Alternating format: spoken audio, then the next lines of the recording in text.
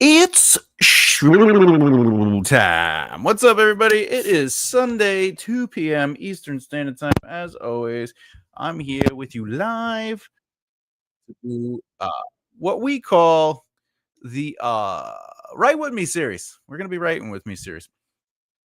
Before we jump into that, I'm going to set up my stage.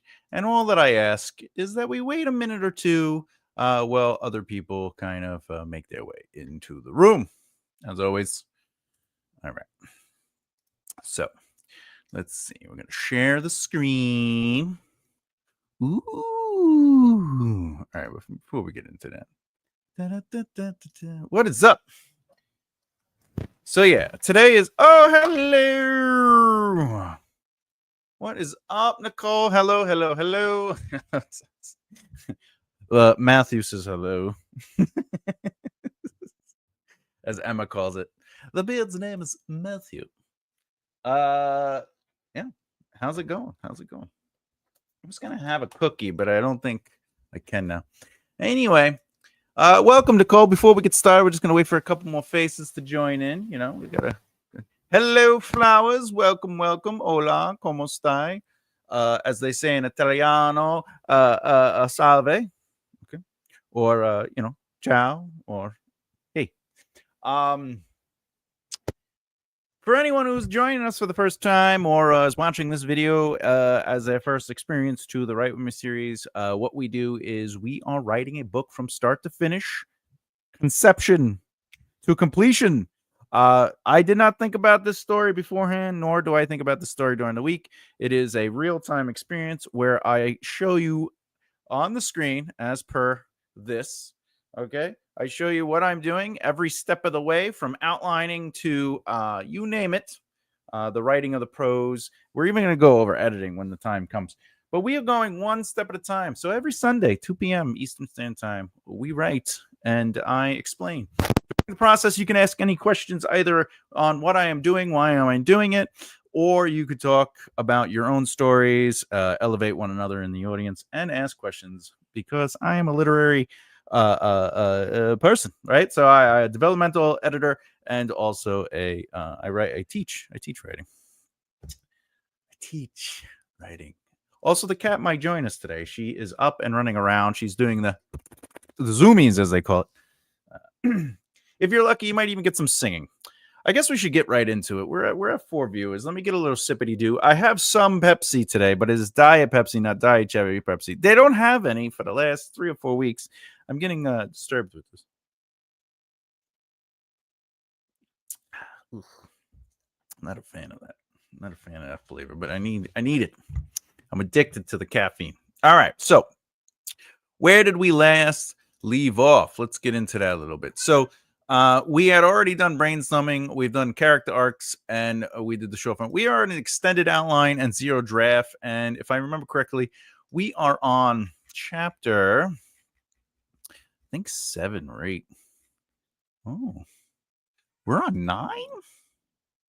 No. Is working on the ship for a customer. Yeah, we're on 9. I'll take it. All right, we're on chapter 9, plot point 9. There it is right there. Boom. All right. Remember, for anyone who doesn't know the rules, I'm trying to write this story with 1 chapter per plot point. However, you don't have to succumb to that rule. I do the 27 plot point outline, which allows you to basically write chapters that fulfill the needs for a plot point.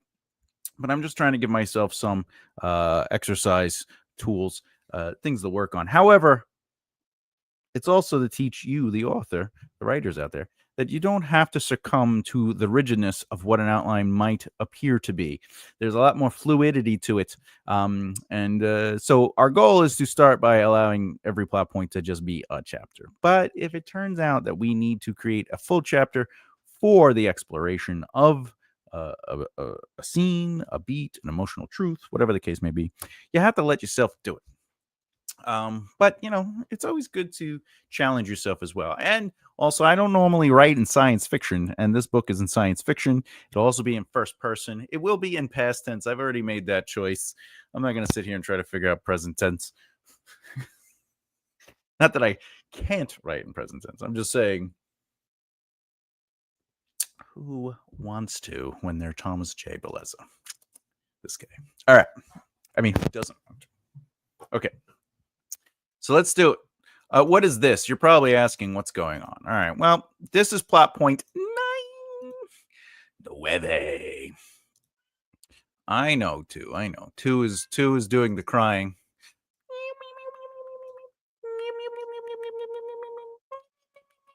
That's what she does. All right. So 9 is all about because of the plot twist or pinch, which happens in 8. All right. This plot point is going to propel and push the protagonist into Act 2. All right. And where did I get this? Well, I have this other file right here, which is where we did our brainstorming. This is the brainstorming. And then we did what we call short form outlining based on character arcs. And we put them all in. See, plot point, right? And basically what I've been doing is I'm just copying it from this sheet and then bringing it over here so I don't have to go back and forth. So now you understand the visuals of it. Let's get into it. Again, if you have questions about what I am doing, why am I doing it, or you have questions about your own stuff, please ask. It will not mess me up. I'm not here for look at me, watch me, I could write. I'm here for how do we learn together? How can I educate you? How can I help you? The baby has made it. What? Come on. The baby has made it. All right. The kitty cat is here. Let's do it. So we got to build the scene. That's what we're doing right now. By the way, the extended outline is 2 parts. Extended outline and 0 draft. So first, what we've been doing is we're taking the short form outline, and now we're expanding those beats to create more or less a movement within that plot point. All right. The 0 draft is where we're actually going to start designing chapters. And the reason for the 4th step in my process is 2 parts instead of being 2 different steps is because they work together. All right. This is before I start writing prose and all this stuff like that. So I use it as sort of like a double Dutch or a relay race. That's all that is. That's why I put it together, because in my mind, they're basically the same thing. I'm doing what one might consider like a short, I should say a preliminary 0 draft through this, because I'm basically building out scenes, right? And I'll show you how I'm doing that for anyone who's paying attention. For example, plot point 7, or in this case, hopefully chapter 7, but again, that could change. This is scene 1, this is scene 2, and this is scene 3, right? These are just, I'm beating out what I want there. The 0 draft is actually going to take like this beat right here. Not that you can see me. This beat right here. And then I'm going to expand that in the 0 draft. And I'm going to work out how I want it to look. That's where I'm going to play with very loose prose that aren't pretty. They're just sort of like literally stating what happens. Sometimes I'll do some dialogue. Sometimes I'll do a pretty whatever the case may be. But the goal of a 0 draft after all this will be to take what I have outlined here, this right here, this something like this or something like this, and building that out. And what that helps me do is going to help me establish if it's a chapter, if it's a full-length chapter, if I should break up the chapter, if I should break up the plot point. So that's why it's sort of like a relay. It's the extended outline and 0 draft is one big move. But let's get back to plot point 9. She gets arrested in connection with the gang and falsely in prison, meeting the love interest again, and together they escape. All right. So this, if I remember correctly, is what Act 2 is going to be about, because she is going to get arrested in this plot point. She gets falsely imprisoned, and then she's going to meet the love interest eventually. What, baby? I know. You know you could come up, right? I just need to check something out here. Okay, yeah. All right. Now, right off the bat, there's a chance that this is going to end up being what I might call a double chapter. A double chapter. Yeah. All right. So this I could actually get rid of. And this I could get. Just so you can see that. All right. Scene 1, we're going to set it up. Watching them and head out. All right. So as we left off, the authorities had shown up asking to see. By the way, as you can see, this is written in present tense. Some things are written in past tense. When you're doing the outline, don't let that stuff bother you. Don't let clarity bother you. It has to be clear to you. You could jibble jabble stuff. The outlining is sometimes looks like a mess, but in reality, it doesn't have to be pretty. You know what I'm saying? All right. So when asked why they say that the same alien is part of the beginning, the authorities notice her watching them and head off after as Laura Olivia takes off. Run, Laura! As they say in Italiano, Laura. Laura. Okay. So scene 1 will be the big chase, all right? And Laura is running through the city as the authorities chase after her. They're growing in numbers as she tries to make her way through the unfamiliar streets of the city. Streets and back alleys. Now, what does that tell me? That tells me when I'm writing this that I can allow this scene to explore the layout of the city. So this is where I would create movement and geography and stuff like that. What that also tells me is that we're going to go back here. Let's see. Let's go back here. Goes to Tila, goes to the shop, walks around the city. So I'm going to add a seed here. Seed the geography of the city, its layout, and landmarks. So when Olivia, Laura Olivia, is running from the authorities in plot point 9, the reader can make sense of where she is in comparison to other things.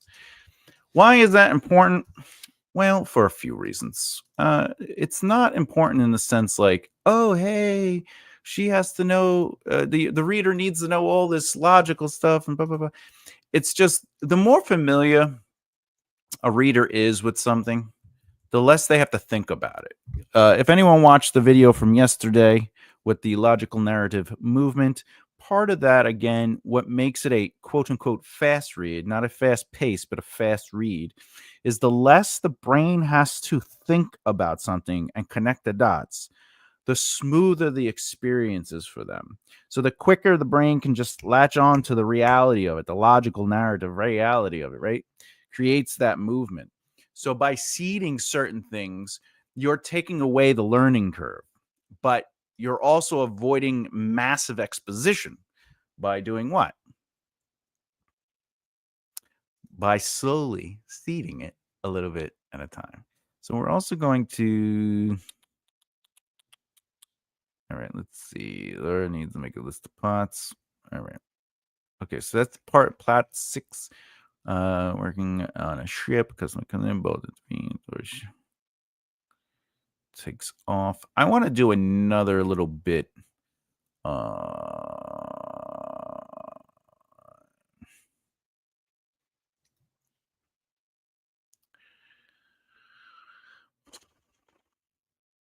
going to add a piece here. I'm going to say Laura speaks with her boss, mentioning some of the sights to see in the city. Laura mentions that she's focused on getting her ship back together. In fact, she needs to make a list of pots for it. All right. And a couple things. See the geography. Okay. So that's just going to help reinforce that. I'm actually going to put this here like this. And then this is going to lead. So that's the logical narrative movement. Is she's working the job, she thinks about the love interest. The boss interrupts her daydreaming. Okay. And Laura speaks with him, or her boss, mentioning some of the sites. Okay. Boss. The boss mentioned some of the sites. Okay. So we created a logical narrative movement, and then she talks about the ship parts, and she has to get the ship. So then what happens? We move on to the list. All right. I think that gives us enough to sort of build on it. All right. So what does that mean during the runaround? When I'm doing the plot point 9 runaround, what I would literally do is mention those landmarks, not to stop the narrative, but to be like, she runs past the blank, blank, blank tower, or, the hotel, blah, blah, blah, or whatever the case may be. Or she heads into the blank, blank, blank street, whenever they come, bloop, bloop street, right? And now it connects all the ideas. Oh, it becomes more of a lived-in world too. I don't know if you've ever heard that term. Hey, reading this, it feels like a lived-in world. That's when people around the plot and character exist outside of them. They are doing their own things.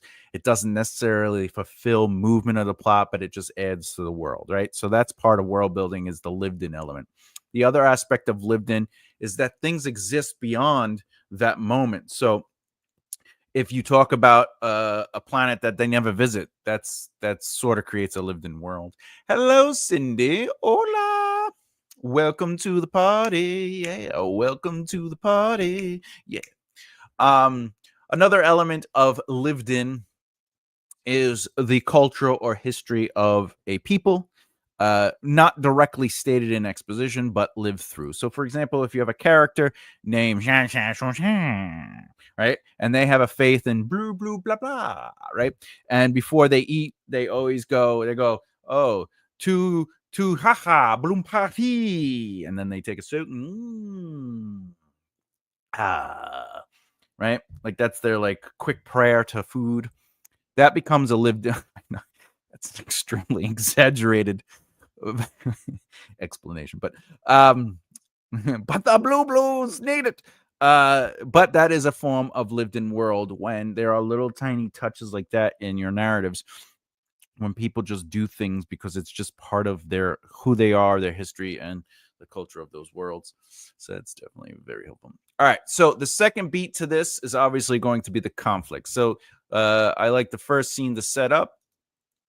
By the way, again, you don't always have to do what I'm doing, where I do a setup, a conflict, and a resolution. However, I could just make this one scene a setup, conflict, and resolution within itself, but I want to create movement and heighten the stakes and create tension within the attempted escape and the authorities coming after them. So this looks like she's getting away, she's running around, but the numbers are increasing. So that's the raising of the stakes and the tension, right?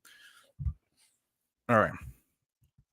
Laura realizes there are too many of them and hides in a building. Okay. All right. Well, in the building, some of the people that were cruel to her earlier are in this building working their jobs. Let's see, hiding in a factory building. All right. So before we go any further, let's go back and seed some of that, right? So we know that somebody comes in earlier. Da, da, da, da, da, da.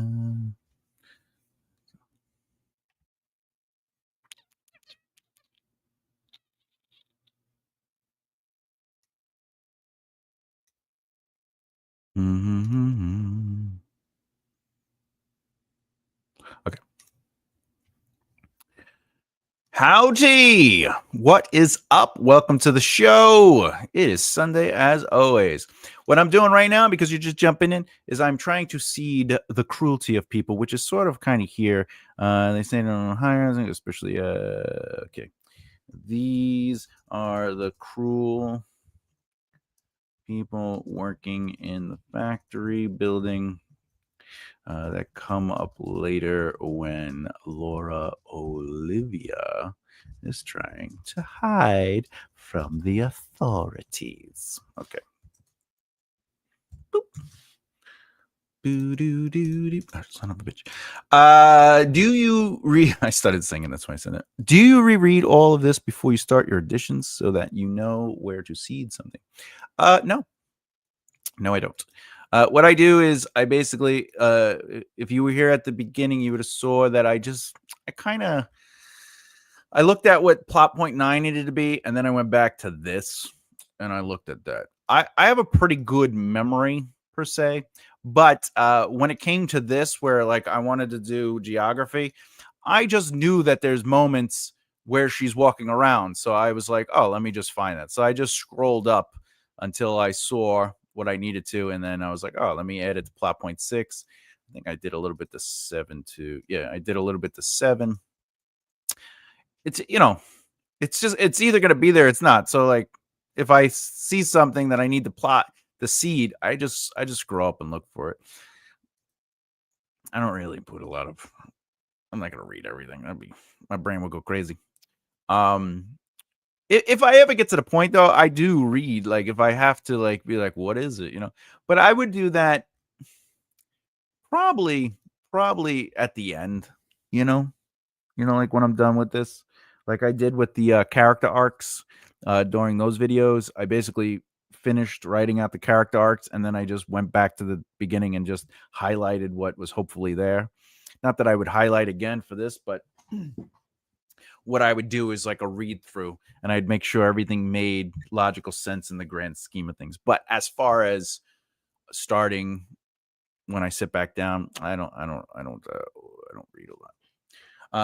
But what I do, like for my epic fantasy stuff or like, larger scale sagas, I do have a sheet where it basically summarizes the chapters in like a sentence or two, sometimes 3 sentences. And if I have to, I just read the summary of the chapter. I just read that and I go, what is that chapter about? And that usually sparks everything that I need to know, because I put a lot of groundwork into the characters, not necessarily building them in the sense of like what's their favorite color, but I do a lot of groundwork in where I sort of want to see the narrative go. And because I do that, it's like singing a song, if you practice the vocals a lot, or if you're in that song, you memorize the music, the lyrics, right? If you practice a guitar or a bass or whatever the case, it just becomes a part of you. So when you're sitting in a story for a long time and you're working on things, it just becomes a natural connection to you. Also, to be fair, that's why one of the steps, as you will see, is let's see, take a break, number 10. And the reason is because of that familiarity, because you become so in tune with it. When you're reading, you have the bias of knowledge. You have that bias of like, well, of course this makes sense. So I usually step away. I start working on something else to sort of get my brain immersed in something else, another story or whatever the case may be. And then I go back after like 2 weeks or a month and I reread my first draft all the way through. And I take notes as I'm reading and things that I try to connect or something. It gives me a little bit more freedom to write my own author notes before I have to deal with beta notes, I may not get the chance to ask some questions before you finish today, so I'll probably ask them now if that's okay. Going to be driving and listening. I have gotten through the first 5 videos. Oh, that's awesome that you got through the series. 5 videos. Also, please, yeah, ask whenever. You don't always have no, you just know no one has to wait to the end to ask the questions. I just do that as an open door policy to be like the floor is yours, but feel free to answer your questions. While you're asking your questions, I'm answering. I'm going to continue to work a little bit, but I will answer your questions. All right. So, while in the building, some of the people that were cruel to her earlier.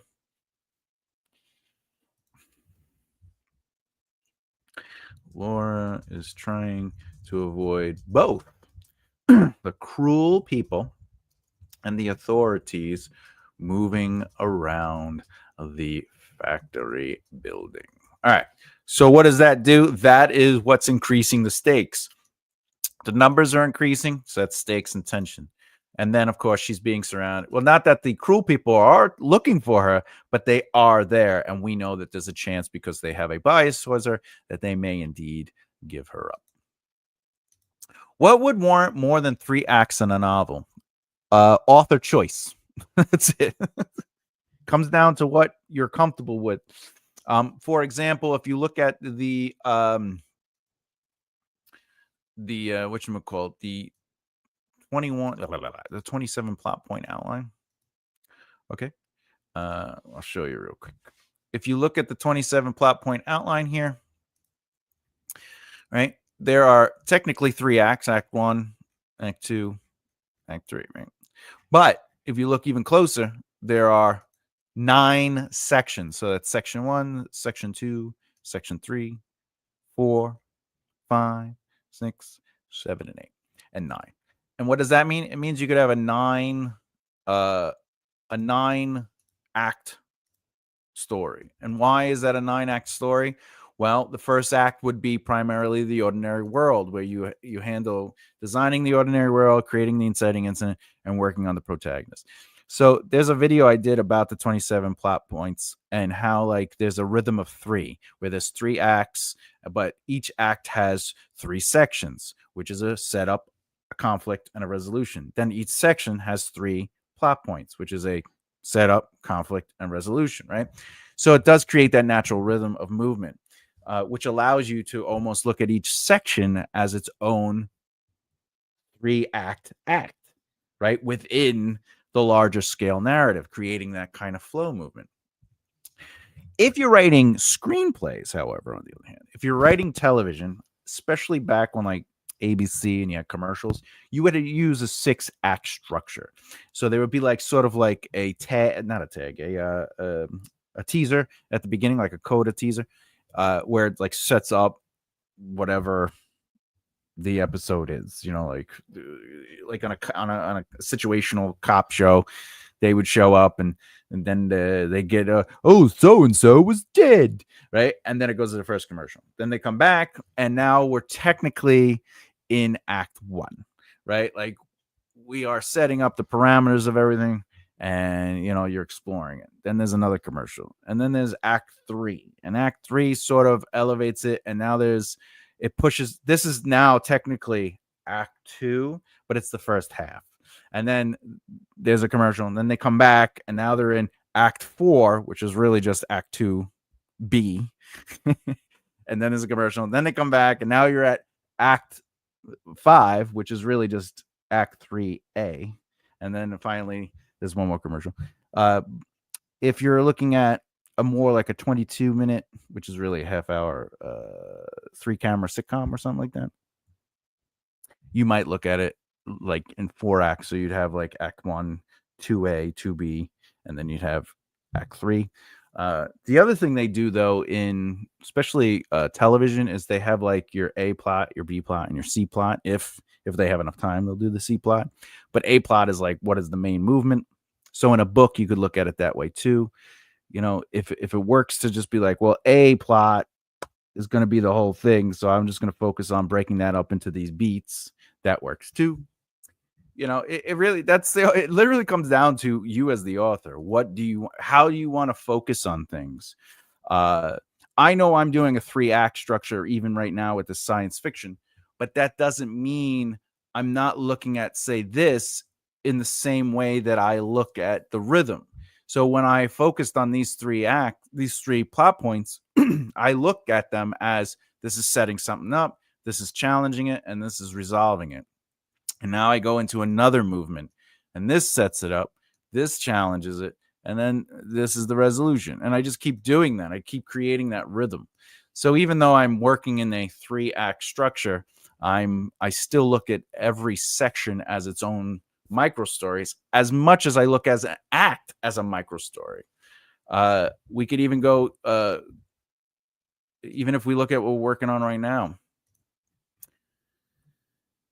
act 1, right, is a micro story. It sets her up as somebody who's a transporter. She gets hijacked. They get shot at. They crash on a planet, and she has to basically fix the ship. But then she gets arrested and and she's going to go to jail.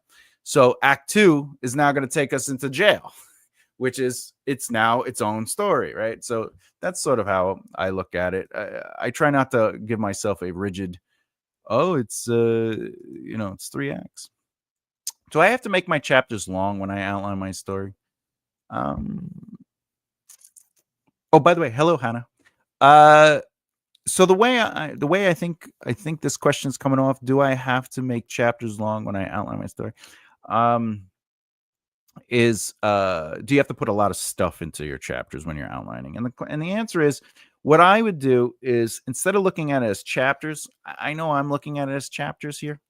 Like this is chapter 9, but really it's because I'm trying to do a chapter per plot point. Look at your plot points. If you're going to use the 27 plot point outline, look at your plot point and just try to add whatever information you need to make sense of that plot point and to move your story, your narrative forward, and the character arcs, etc., etc.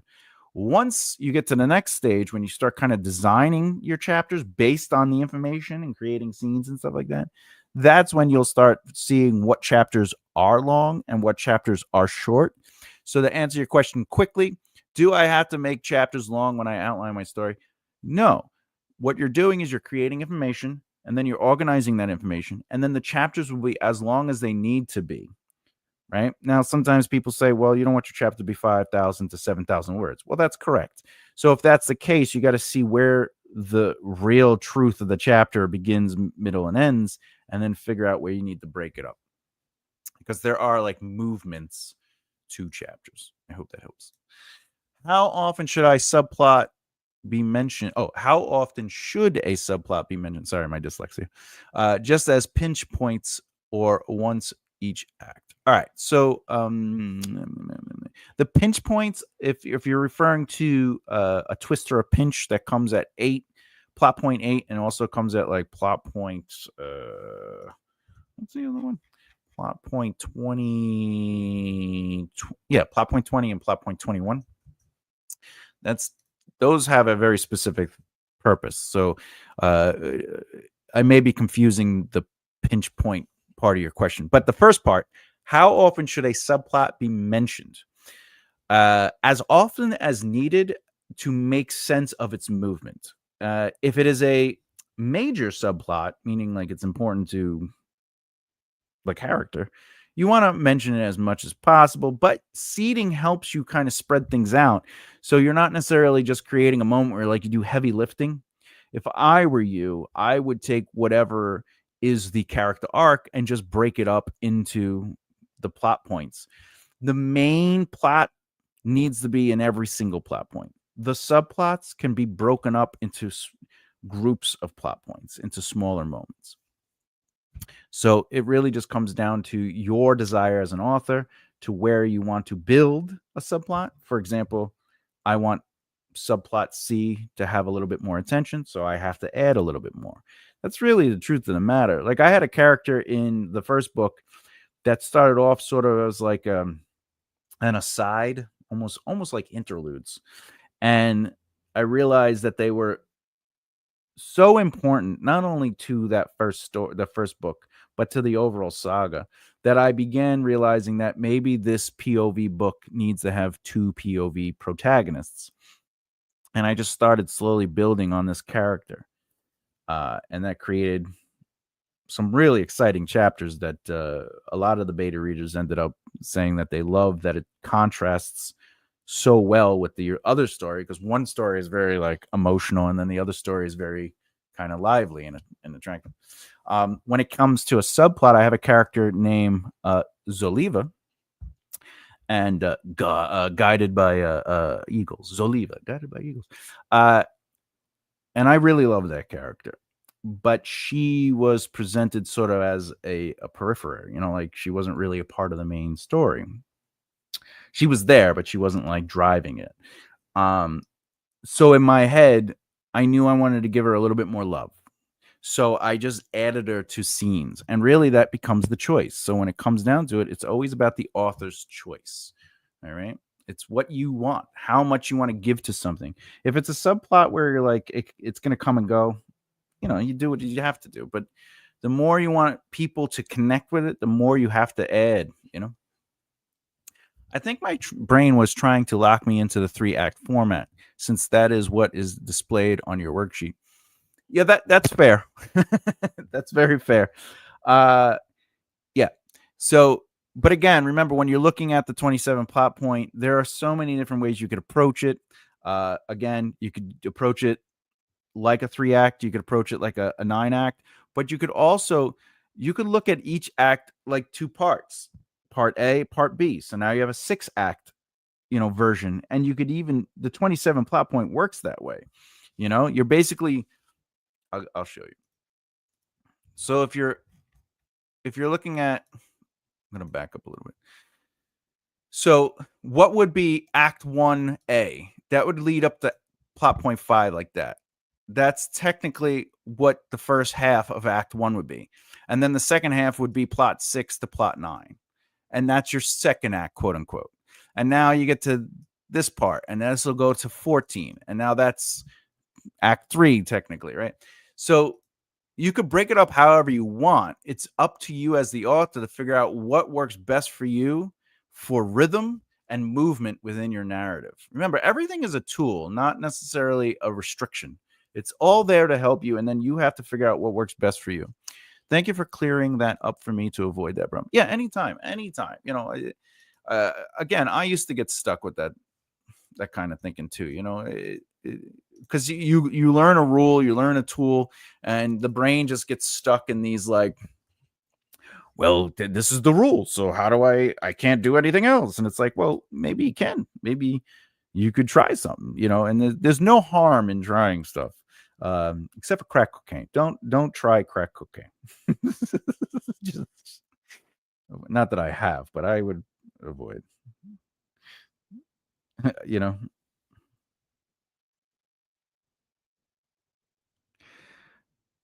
Sorry about that. I have somebody reading through my notes on book 2, and they were like, please make sure that guy has a silk shirt. He must have the silk shirt. All right. Okay, so where are we? All right. All right. And ultimately, factory. And the resolution is Laura Olivia is arrested and brought to the prison. All right. So we see her getting arrested, chased, and then arrested. All right. There we go. The silk shirt. Yeah. You must have a silk shirt. It's because most people wear armor in my fantasy world, because it's it's fantasy. And then there's this guy who just walks around, just this nice silk shirt, and people are just like, you can't mess with that guy. There's no armor.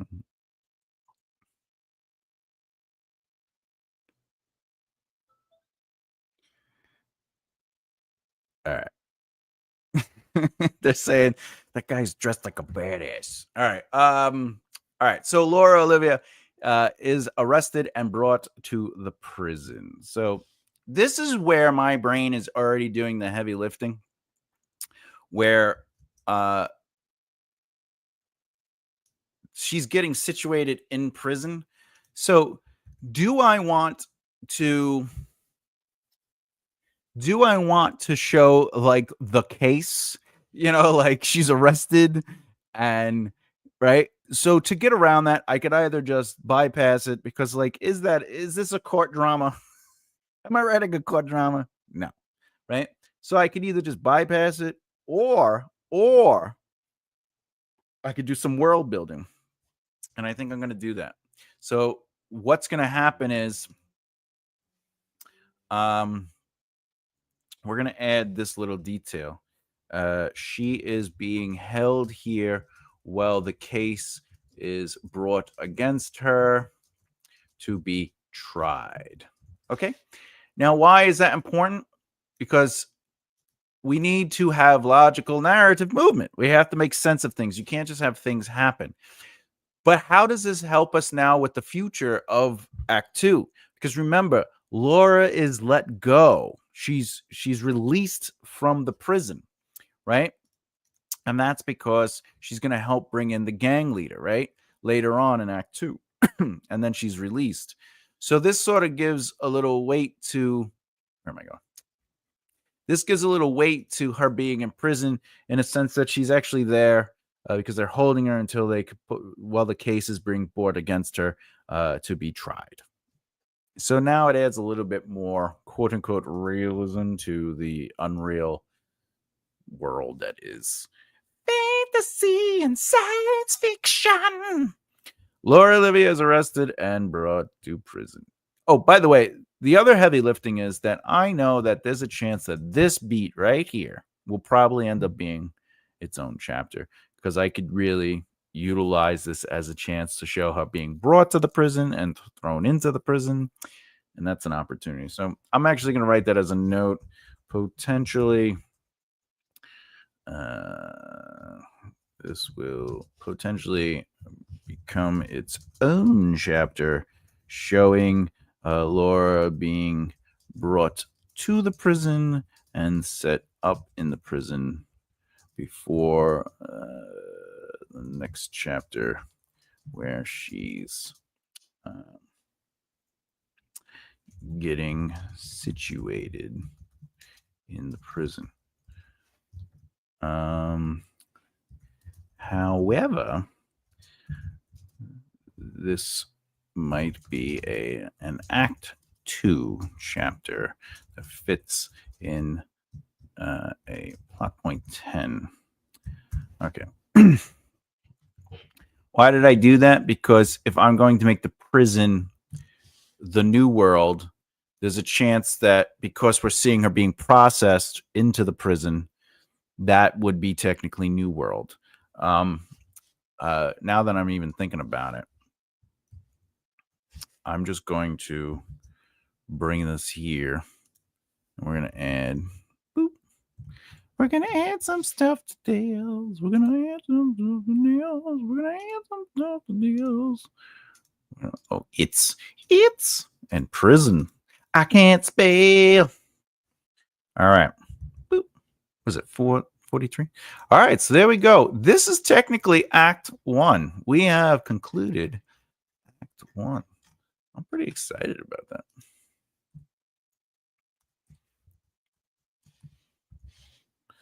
Act 1. Okay. Boop. Act 1. Boop.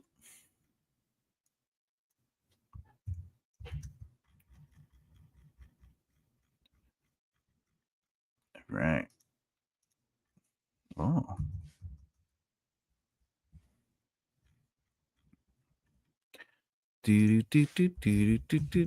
Act 2. All right. So it looks like right now we have 25 scenes that we created or major story beats that have to be explored. Why do I say that? Because each of these represent either a scene or a major story point or movement. And according to the numbers, we are at 25. So what is the benefit of why I do this? The benefit is because it gives me mental clarification of the kind of work that I'm going to be involved in. I now know wherever the chapters land, however many chapters I have in Act 1, I know that there's at least 25 scenes. How long those scenes are, that's to be seen, right? Because we haven't really gotten there yet. Because we're going to continue on to Act 2, right? Before we get into the zero draft stuff. With that said, though, now that I know that there's 25 scenes, that means I have to have 25 setups, 25 conflicts, and 25 resolutions, right? It builds. It builds. Every chapter builds, right? Every scene builds.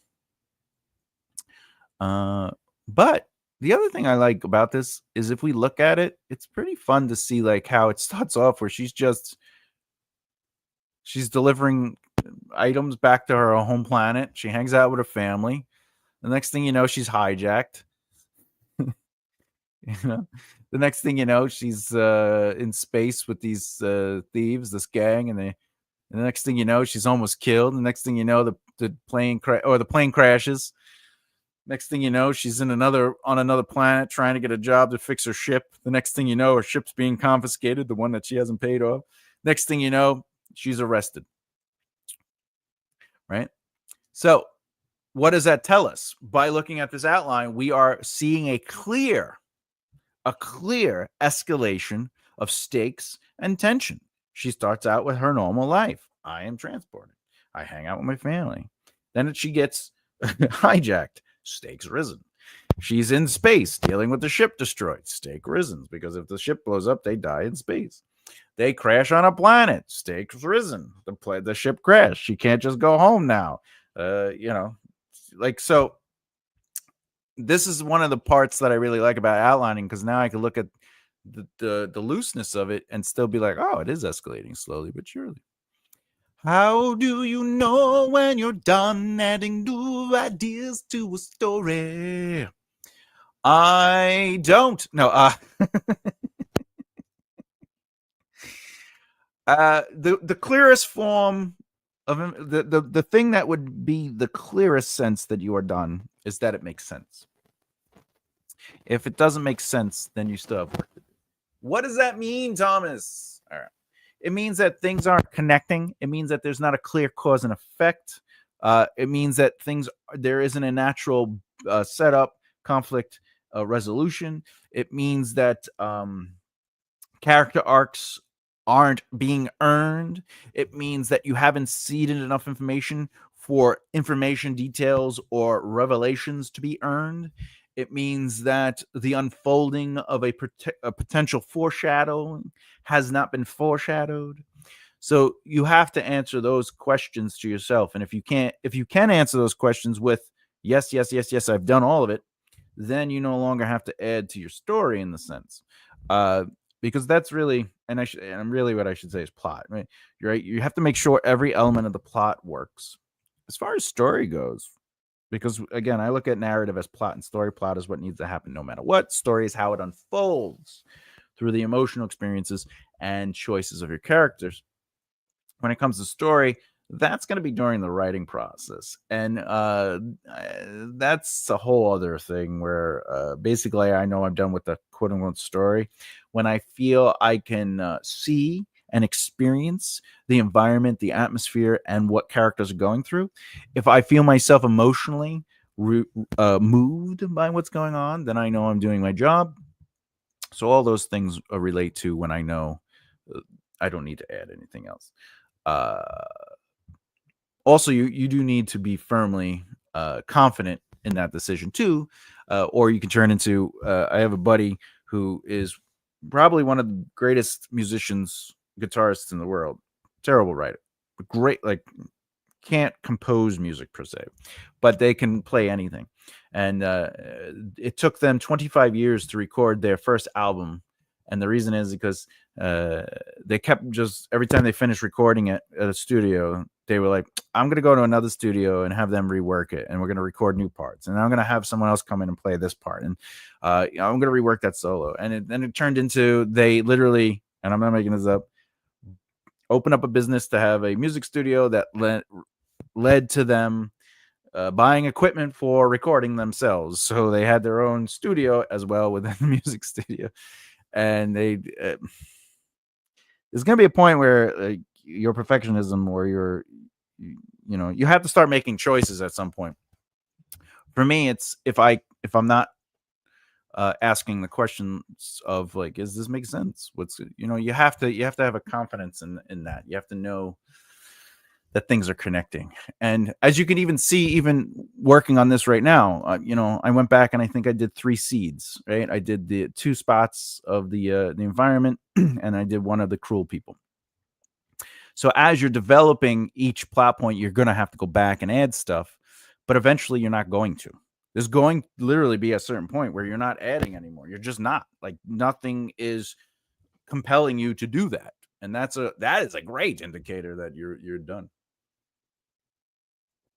But like I said, there's a point where let's see. So after I write the first draft, I take a break and then I read through it and I create personal notes. This is where I'm doing the real work, right? Where I'm doing the writer's job, making choices. I'm reading, I'm taking notes, I'm making sure things make sense. I'm organizing what's happening, who the characters are, etc., etc., etc. And then with those notes, I go into the second draft. And usually I make a hard decision that like, it is what it is. So let me give it to my beta readers. And then, ultimately, did they enjoy the book? Do they like the characters? One of the questions I usually have with beta reading sometimes is ultimately like, what is the story about? What is happening? What's going on? But I also ask, where do you think it's going? And that lets me know if what I'm writing is true. What is the importance of where do you think it's going? Because if I have red herrings or I'm trying to mislead people, where it's going might come in that answer. They might say something that has to do with the red herring, but also them being able to explain what is happening is also telling me that what is actually happening on the page is happening. So all those things went into it. What do we got? 10 minutes. Do I want to start? Do I want to just give you guys the floor? Let's see. Well, I'm definitely going to take this and put this here. I'm going to put it on the other page. I'm going to put it on the page. Do, do, do, do, do, do, do, do, do. Boop. Boop. Sing me a song, you're a singer. Do me a wrong. My other question has to do with multiple points of views within a chapter. I have a lot of action sequences through my story. I love this question. There is a thing called head hopping. What is head hopping? I will show you. I will show you. I will show you. Head hopping is Thomas stood in the hall watching his friends leave class. Chris turned back, uncomfortable yeah, at his test results, smiling at Thomas as he left the classroom. Thomas waved, happy to see his friend. This is obviously a really simple version, but this is head hopping. Thomas stood in the hallway watching his friends leave class. Chris turned back, right? So this is a direct jump. So how do you create multiple POVs within a chapter? There are a few ways. The first way is obviously, it isn't obvious, but these are called hard chapter breaks. So if this is between, like, let's say this is a passage, the father battle, whatever right? And then you see this, the next scene can open up in a new POV. All right. So that's one way to do it. The other way is if you're writing within the scene, you got to give transition cues. So I'll show you how to do that. All right. And again, I'm using very simple layman just to make the point clear. Thomas stood in the hallway watching his friends leave the classroom.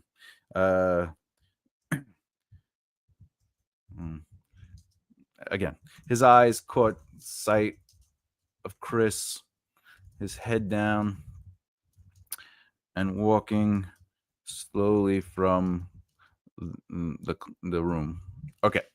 Now, this again, remember logical narrative movement, right? So we've created an opportunity where we can expand on Chris, which means we can make a new passage. And now Chris turned back uncomfortable because now we could be in his thing. Because the camera, quote unquote, remember I talk about camera shots a lot.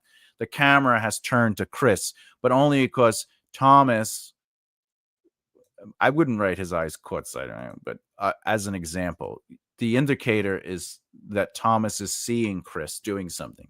And now Chris, so smiling at Thomas as he left the room, which actually brings us back to Thomas waved, happy to see his friend, but still concerned. And that's the other way to really create, again, this is a very simple version of it, but that's another way to create movement through POVs without it being head hopping. You have to create natural transitions. You either have to, somebody has to notice somebody has to, another thing you could do is, I'll show you one. Let's see if I can find it.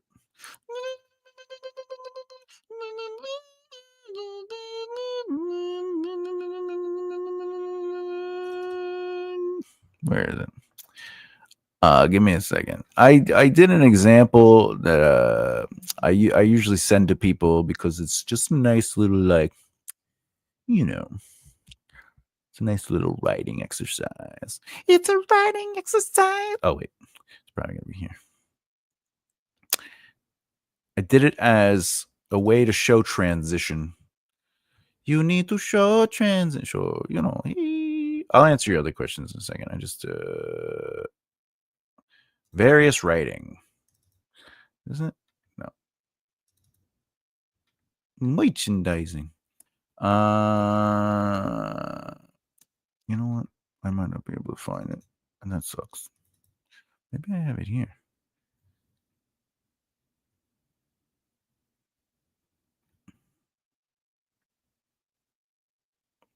All right, I can't find it. I'll look for it. But the example is basically like Thomas shot his arrow across the field.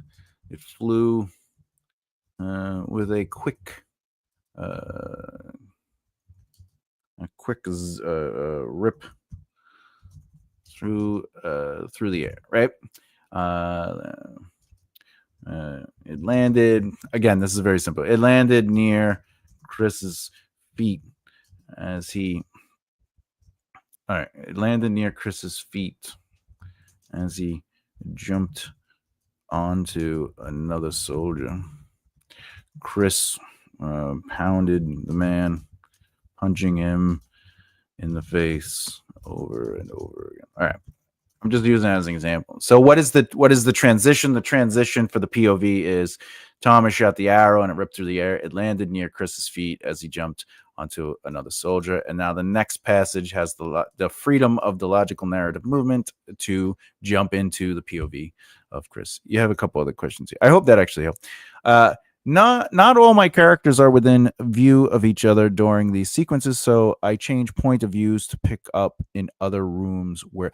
So the way to do that is to do this. Do the hard chapter break. Create the hard chapter break, and by the way, you could do that as many times as you want. Like you could, you could do this, right? So now I have 3 hard chapter breaks. I have this scene, then I have this scene, and then I have this scene, right? And you could do that. You're allowed to do that. I have one chapter that has like maybe 7 hard chapter breaks because it's a battlefield, and it's just, some of the hard chapter breaks are literally POV switches, and some of them are sort of like within the movement within the chapter.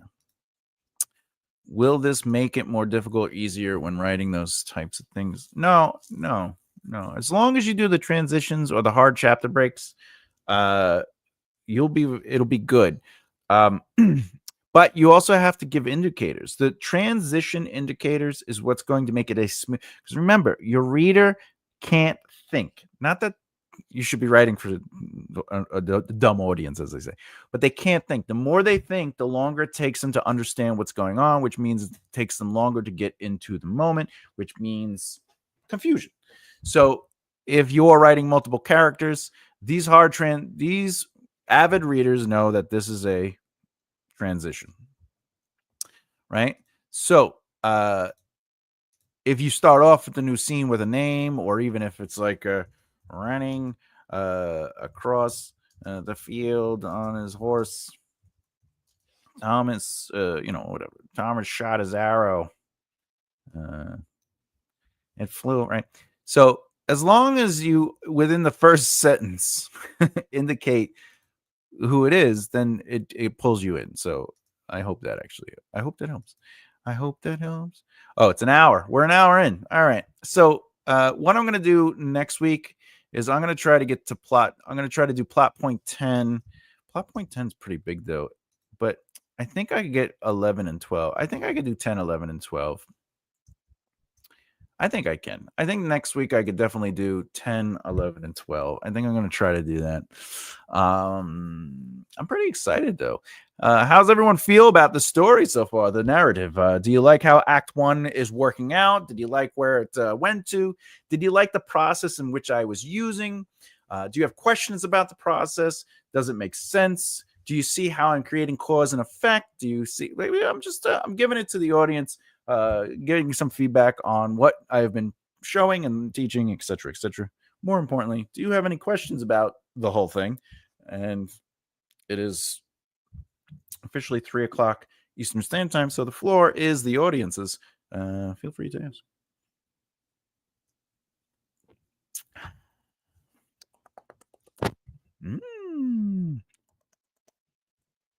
I really need to get myself some Diet Cherry Pepsi. Maybe I'll have to order some on the. I could order some on the.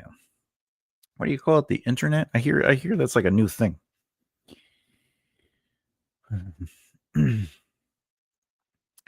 Oh man. Ooh. Okay. Watching yesterday's live helped clear this up. I'm almost caught up with watching this series.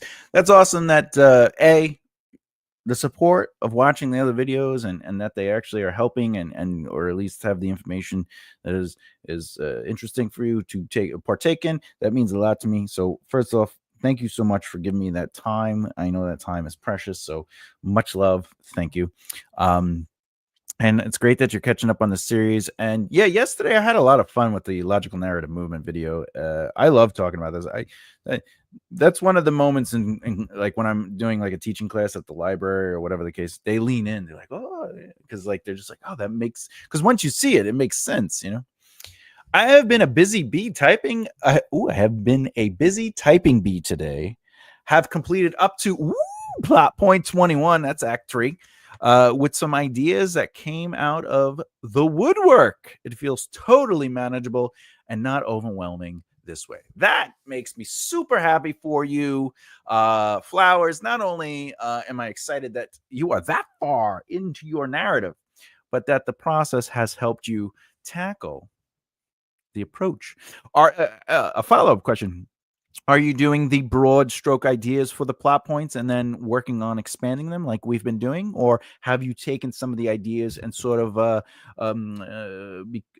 adjusted them to maybe your needs? And if so, what are those needs? Maybe that would help us understand as well different ways we could approach it.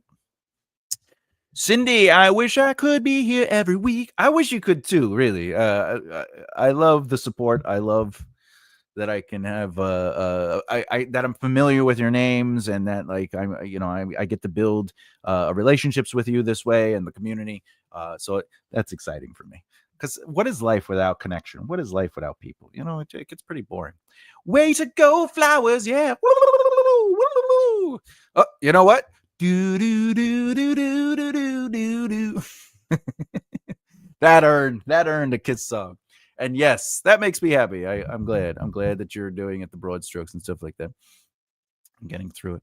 From yesterday, I have Act 1 done for the first time around, but there was a big hole in Act 2. Now I think I have a direction. Ooh, I'm pretty excited. I just want you to know, I can't wait till that book is done so I can read it. I want to read. Not that I'm putting pressure on you. Remember, to all the authors out there, you know, when someone's like, what do you do? And you're like, I'm a writer. And like, what have you written? You're like, well, I'm still writing. Or they're like, when is it going to be done? Like all that.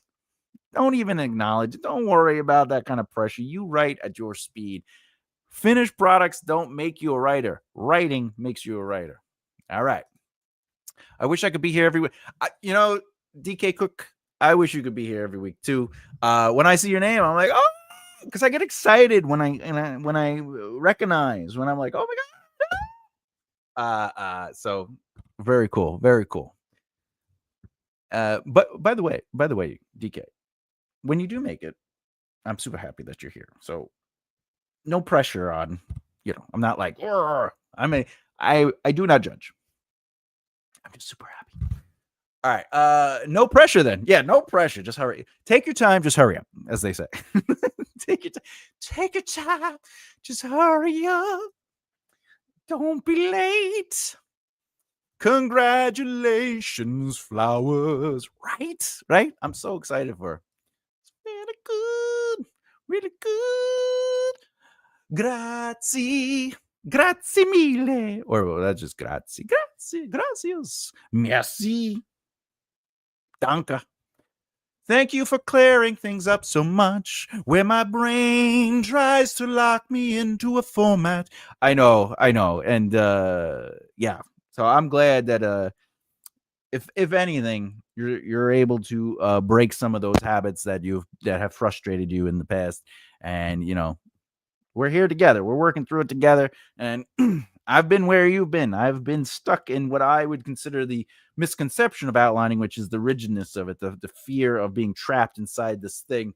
But once you realize you're the writer and you're the one getting to make the choices and you have the final say, it really does start opening the doors for a little bit more freedom. Cindy, I had some friends read my first few chapters on this one. They want the next set they want. They thought what I gave them was great. That's awesome, Cindy. Congratulations. I'm sorry, I had to cough. Wonderful feedback on that. Yeah, no, that's the inspiration you need as a writer, right? When somebody's just like, I need more, give me some more pages. So congratulations on that. Keep it going, keep it going. That's exciting feedback, Cindy. That's what I'm saying. Do. Yeah. I'm gonna have to feed Morticia. She's hanging off my bed like she's never been fed. She's probably like, I get abused. My mama doesn't feed me exactly the moment that I want to be fed. I don't understand. I'm the cutest. Well, you go feed the Morticia. We're probably gonna jump off in a second, but sorry, it's totally unrelated to book writing. But since you had mentioned previously that you started out as a jazz musician, have you ever heard of Hiromi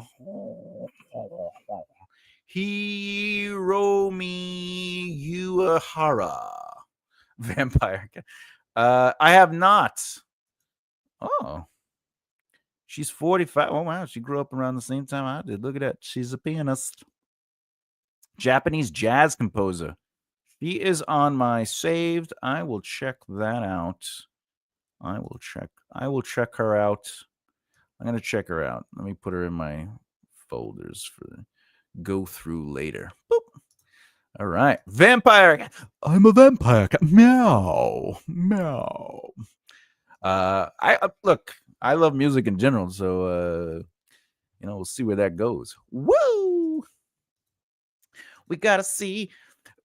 The one of the things that have stayed with me though with jazz music is basically when I became more of like a metal guy and like people mess up, they're like, "Oh, I messed up." I'm like, "Don't worry, buddy. Don't worry. It's just jazzy and innovative." It's just jazzy and innovative. That's all. Good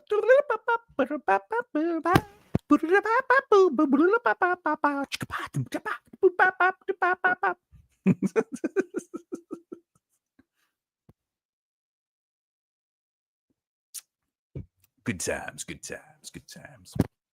What's funny is I went from jazz to heavy metal to like I just released a whole bunch of acoustic stuff of me just playing in real time.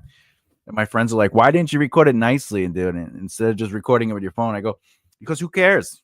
Who cares? I don't need to make money with music. I just want to write. I just care about like being creative. Nothing has to be perfect. That's the point. People place that stress and that pressure on it. I never listen to classic, but when I'm writing some love scene, it helps, and I'm actually enjoying the classical. No, I get you. I get you. When you're writing those love scenes, you got to have a little bit of classical in there, you know. Or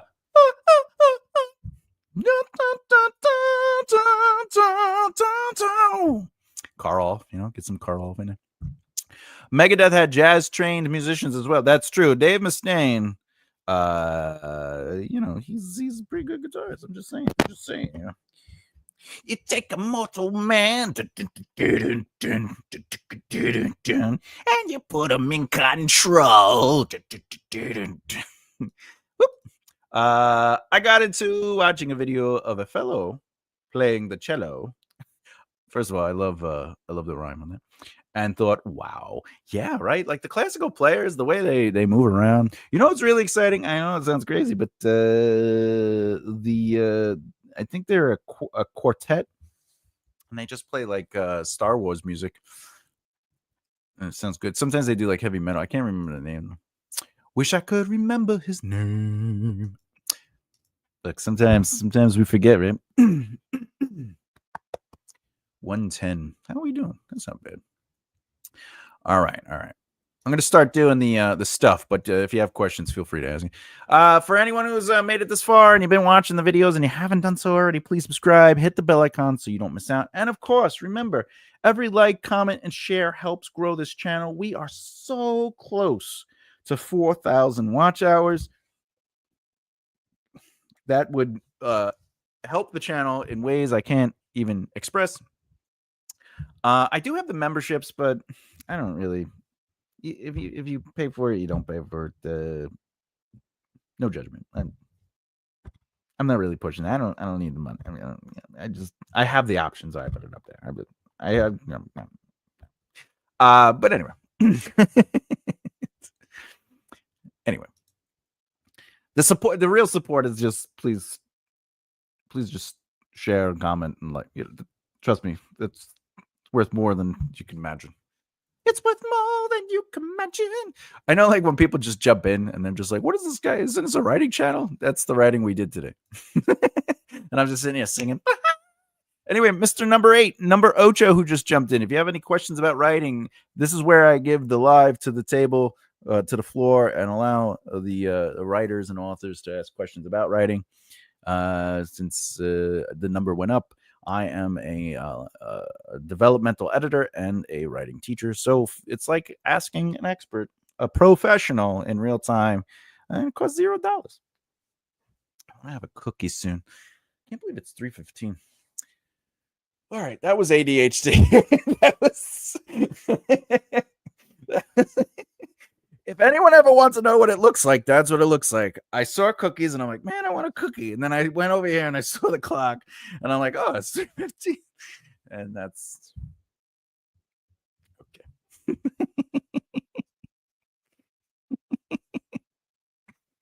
Welcome to my world.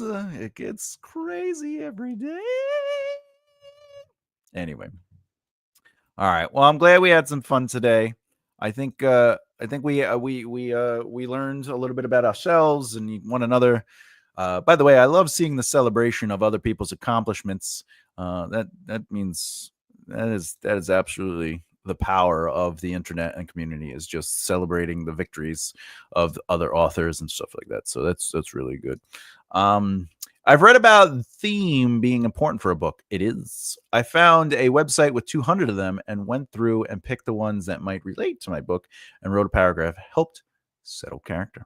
Oh, that's really good. Yeah. Theme really gives you sort of like, even if it's not the backbone or the foundation of a story, because usually themes like will form as you work on the story, and not necessarily that you started with it. Like you're like, I'm going to write about found family or whatever, or trauma. Like you may not start off that way, but you'll realize as you write your story that these themes are popping out. So once you recognize them, you might want to lean into them, but to discover a list and then go through and figure out whatever you want, that's also a great option, like to be like, oh, this is something that could, because it adds a little bit more emotional truth to it. Themes are a powerful thing. The ADHD, so relatable. Motivations. Yeah, we gotta motivate each other, right? That's the power. That's the power of love. I don't know how I went from Power of Love to The Simpsons. I don't know how I did that.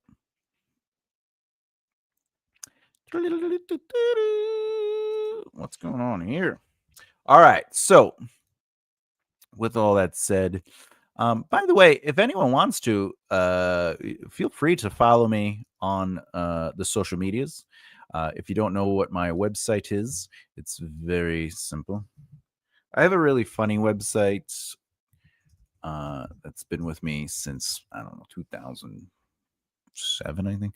Make a right left here. If you go here, you can find all you want to find on who I am, what I do, everything. Everything about me is there. Make a right left here. Do you have what it takes to make a right left here? Do you? Do you, punk? It's all things Thomas J. Bellezza, and you know. The other thing is, I don't know if it's on my website right now, but there's also a Facebook group that feel free to submit. It's a private group, so we don't have to deal with spam. I don't want no spam. But it is supposed to be for here. This is the link. It's here for everybody to enjoy yourself and feel, ask questions or whatever the case may be. Oh, thank you. Yes. My face is on it. It's a very, very big face. Look at me. Thank you for that. Thank you, Cindy. Traveling adventures of a resilient entertainer. Because I've been an entertainer for quite some time, and at my age, I feel a little tired. I'll be honest. I haven't really been sending out the bi-weekly newsletter. I got to start doing that. Anyway. All right. With that said, I guess that's it. Anything else? No? All right, let's do it. Let's do our goodbyes. So as I said, please subscribe, hit the bell icon so you don't miss out. Thank you very much for everyone coming out. Again, every Saturday and Sunday at 2 p.m. Eastern Standard Time is a live video where you can ask questions not only about what I am doing in the video, because every Saturday is a different kind of video, but you can also just enjoy the video. You could just have fun and communicate and talk and laugh and do whatever you got to do. And with that said, yes, that's right. Bye. We're out of here. So as always, much love to everyone. Keep developing the right mindset. I'll see you next time. Bye.